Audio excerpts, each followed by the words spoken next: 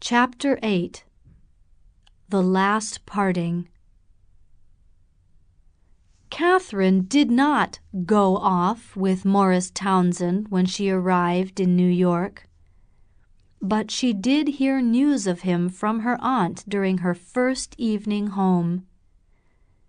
In fact, while she had been away, Morris had been a frequent visitor in Washington Square, taking tea with Mrs. Penniman and sitting in Dr. Sloper's study to smoke cigars. Mrs. Almond had told her sister that she was behaving foolishly. "You should not be so friendly with him, Lavinia," she said. "He will make Catherine a bad husband. If he marries her and she doesn't get Austin's money, he will hate her for his disappointment and will be cruel to her. The poor girl will have a miserable life."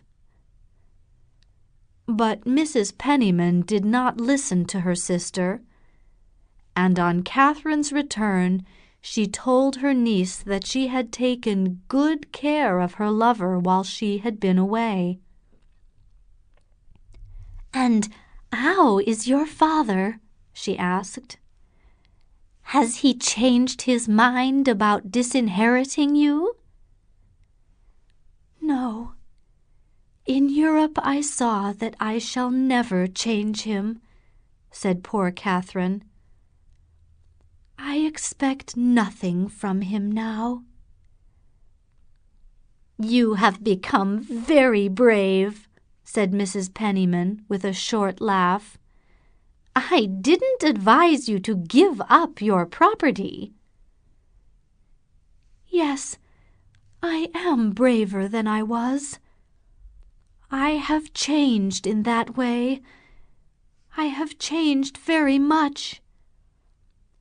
And it isn't my property. If Morris doesn't care about it, then I don't care either." Mrs. Penniman hesitated. "Perhaps he does care about it." "He cares about it because he doesn't want to injure me. But he knows that I am not afraid of that. Besides, I have my own money. We shall have enough to live well." The next day Morris Townsend came to visit Catherine. "I am very glad you have come back," he said. "It makes me very happy to see you again." He looked at her, smiling, from head to foot.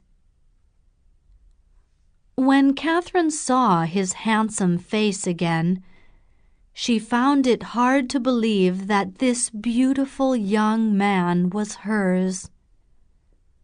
She was very happy, and without waiting for him to ask, she told Morris about her father. "We must not expect his money now," she said, "and we must live without it." Morris sat looking and smiling. "My poor dear girl," he cried. "You must not be sad for me," said Catherine.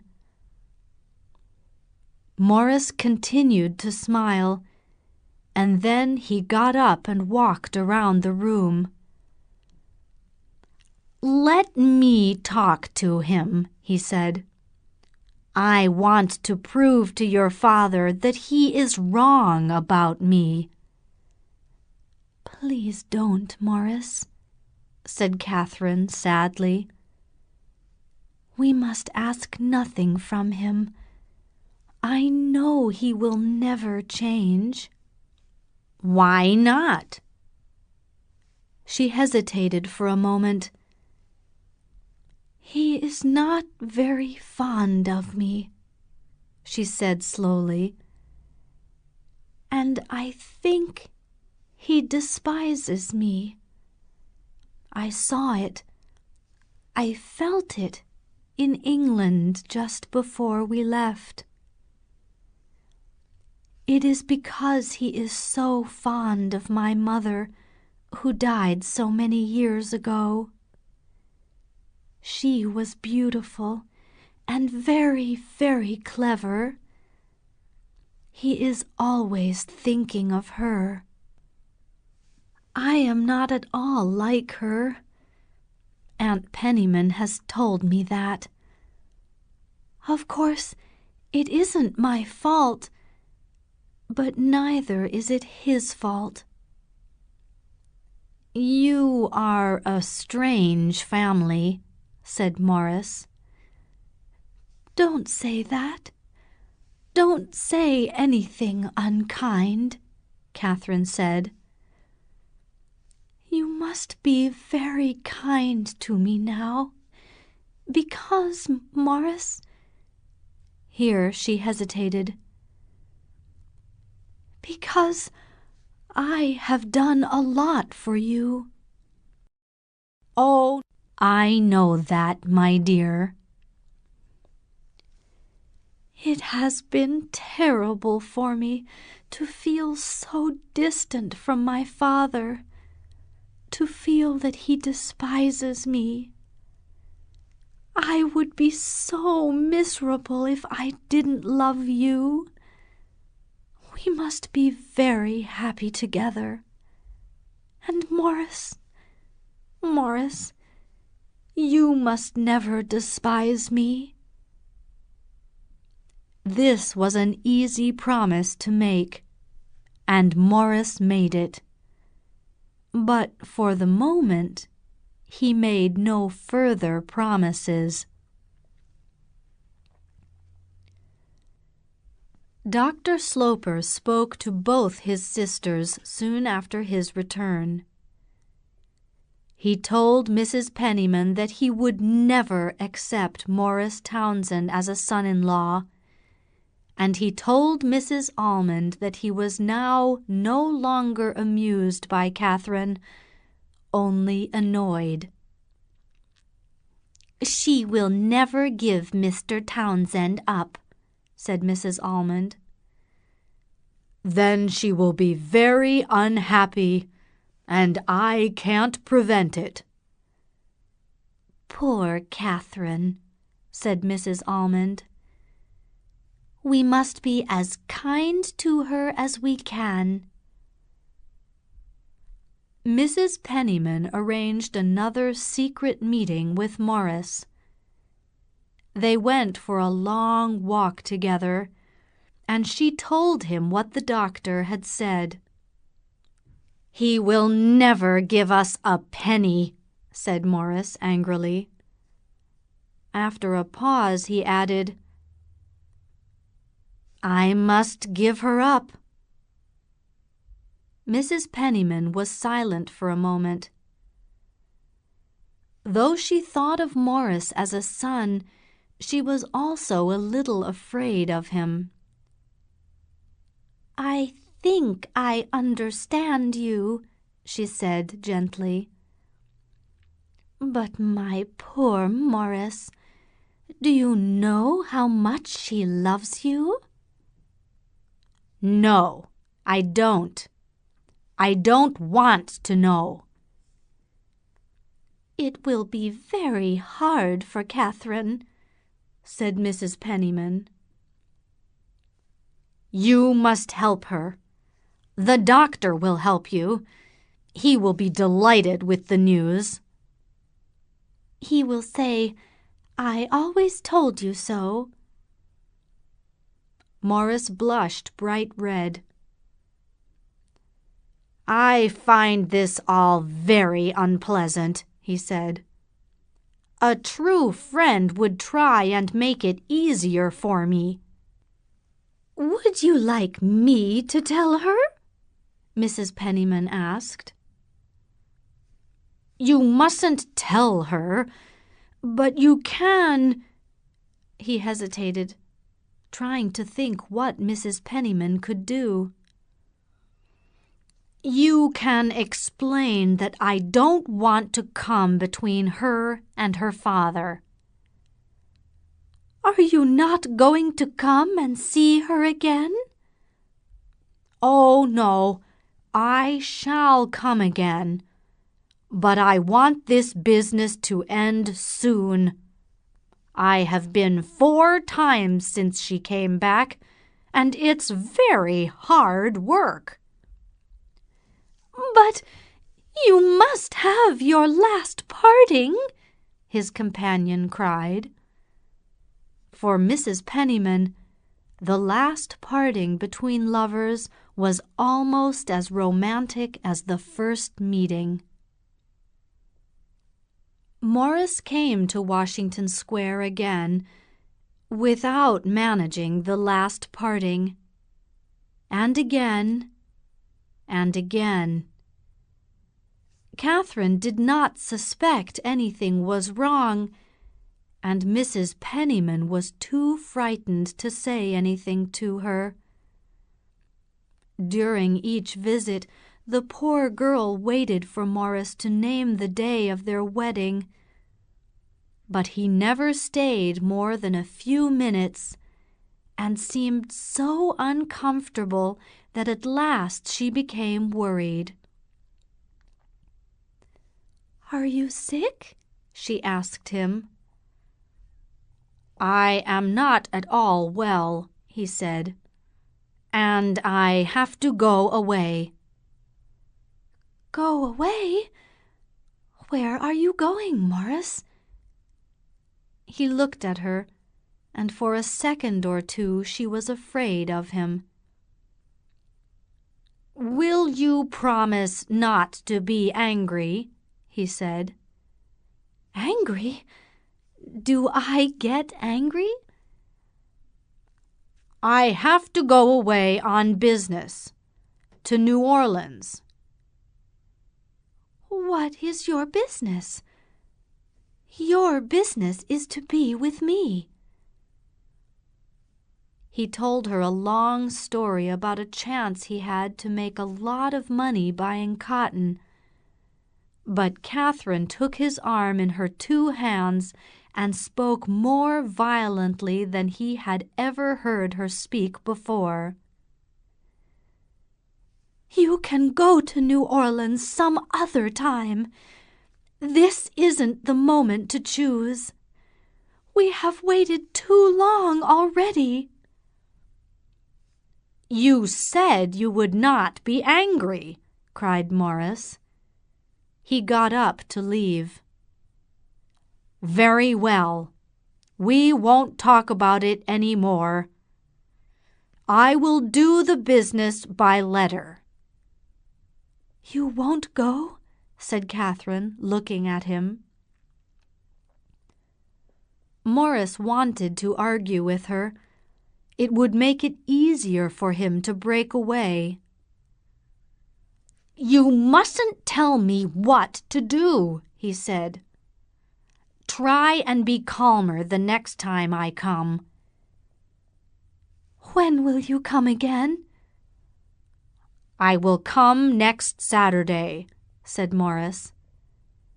"Come tomorrow," Catherine begged. "I want you to come tomorrow. I will be very quiet."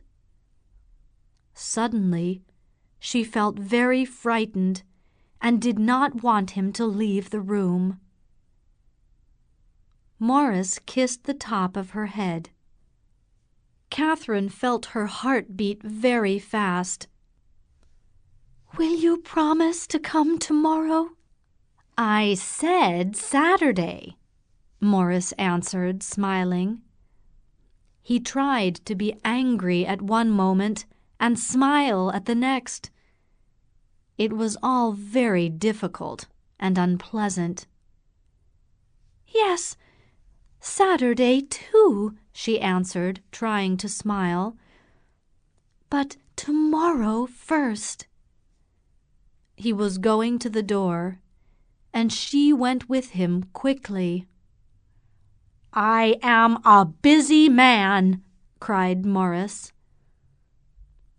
His voice was so hard and unnatural that she turned away. He quickly put his hand on the door, but in a moment she was close to him again, murmuring, "Morris, you are going to leave me." "Yes, for a little while, until you are reasonable again." "I shall never be reasonable in that way." She tried to keep him longer. "Think of what I have done," she cried. "Morris, I have given up everything." "You shall have everything back." "You wouldn't say that if you didn't mean something. What is it? What has happened? What have I done? What has changed you?" "I will write to you. That is better." "You won't come back," she cried, tears running down her face. "Dear Catherine," he said, "don't believe that. I promise you that you shall see me again." And he managed to get away and to close the door behind him. For many hours Catherine lay crying on the sofa. He had said he would return, but she had seen an expression on his face that she had never seen before. He had wanted to get away from her. He had been angry and cruel, and said strange things with strange looks. She tried to believe that he would come back. She listened, hoping to hear his ring at the door, but he did not return, nor did he call or write the next day. On Saturday, Catherine sent him a note. "I don't understand," she wrote. "Morris, you are killing me." The pain in Catherine's heart was terrible, but she was desperate to hide from her father what had happened. So she tried very hard to be brave. She ate her meals, went on with her daily life as usual, and said nothing to anybody. "I am afraid you are in trouble, my dear," Mrs. Penniman said to her. "Can I do anything to help you?" "I am not in any trouble and do not need any help," said Catherine. After a few days, the doctor, who had been watching in silence, spoke to his sister Lavinia. "The thing has happened. He has left her." "It seems to make you happy to see your daughter upset." "It does," said the doctor, "because it shows I was right." The following afternoon Catherine went for a walk, and returned to find Mrs. Penniman waiting for her. "Dear Catherine, you cannot pretend with me," said her aunt. "I know everything, and it is better that you should separate." "Separate? Who said we were going to separate?" "Isn't it broken off?" asked Mrs. Penniman. "My engagement? Not at all." "I am sorry, then. I have spoken too soon. But what has happened between you?" said Mrs. Penniman. "Because something has certainly happened." nothing has happened.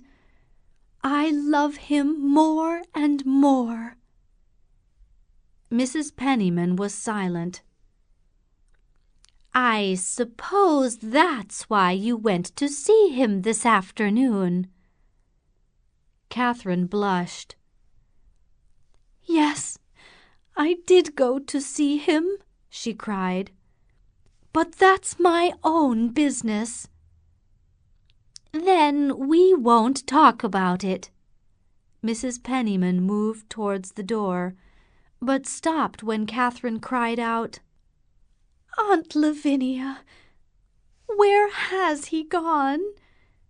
At his house they said he had left town.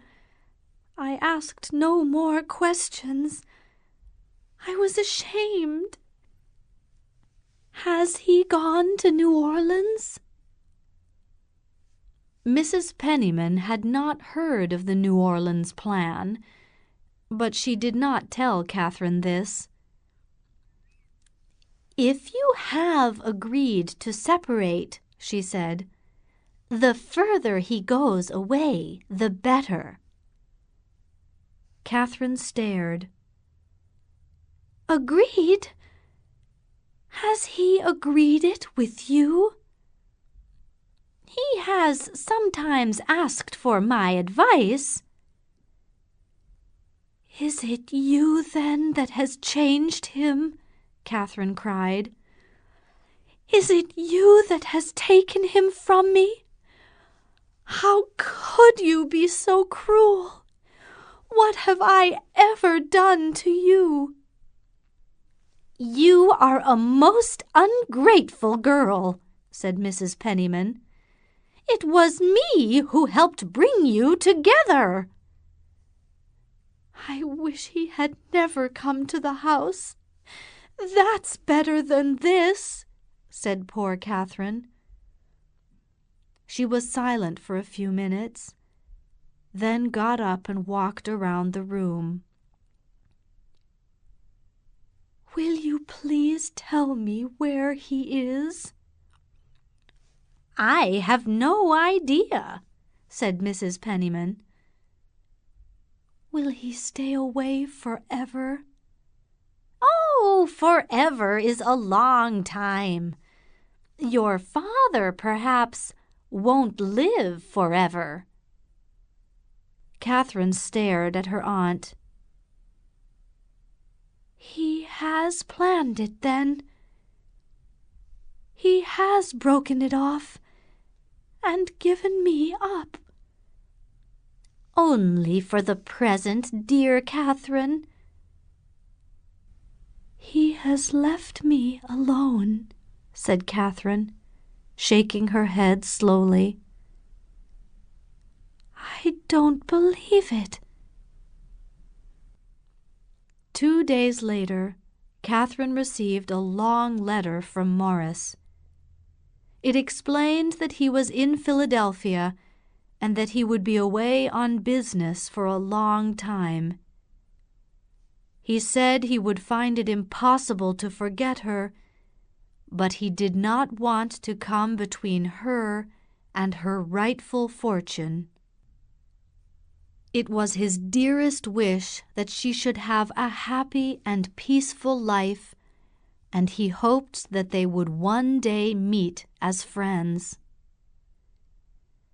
The pain that this letter gave Catherine lasted for a long time, but she was too proud to say anything about it to her aunt or her father. Dr. Sloper waited a week before coming one morning into the back parlor, where he found his daughter alone. She was sitting with some sewing work, and he came and stood in front of her. He was going out and had his hat on. "I would be grateful if you would tell me when you plan to leave my house," he said. Catherine looked at him with a long, silent stare. "I shall not go away," she said. The doctor looked surprised. "Has he left you?" "I have broken off my engagement." "Broken it off?"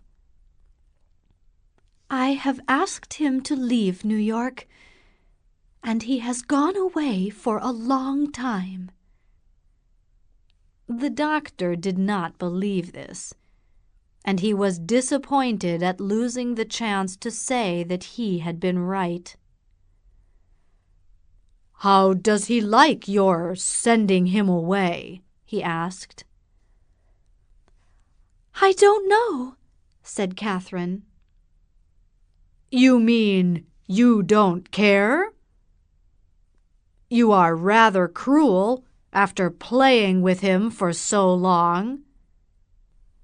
The doctor had his revenge after all.